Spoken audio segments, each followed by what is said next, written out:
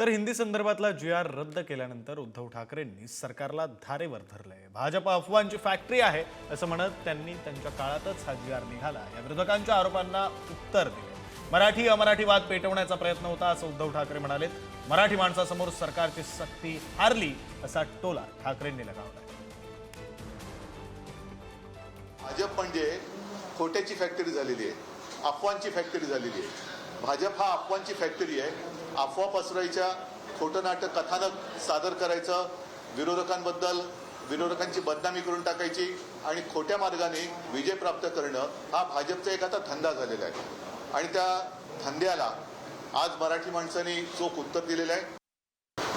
मला खरंच एका गोष्टीचं वैषम्य वाटतं की आपल्या राज्यात जे सरकार आहे त्या सरकारने हा प्रयत्न केला की मराठी माणसाची एकजूट फोडायची, मराठी माणसांमध्ये विभागणी करायची आणि अमराठी आणि मराठी असा वाद करायचा आणि अमराठी मतं ही भाजपकडे खेचायची असा याच्यामध्ये एक छुपा अजेंडा होता। आता मराठी माणूस एकत्र होऊ नये कारण 5 तारखेला जो मोर्चा आम्ही ठरवला तो मोर्चा होऊ नये म्हणजे मराठी माणूस एकत्र येताच कामा नये। एक तर तो फोडण्याचा प्रयत्न करायचा, तो फोडण्याचा प्रयत्न अयशस्वी झाल्यानंतर आता तो एकत्र येऊ नये म्हणून जी.आर. रद्द केला। मराठी माणसाच्या शक्तीसमोर सरकारची शक्ती हारलेली आहे। मराठी माणूस एकवटला तर मराठी माणसाची शक्ती ही सरकारच्या शक्तीला हरवून देऊ शकते हे पुन्हा एकदा सिद्ध झालं।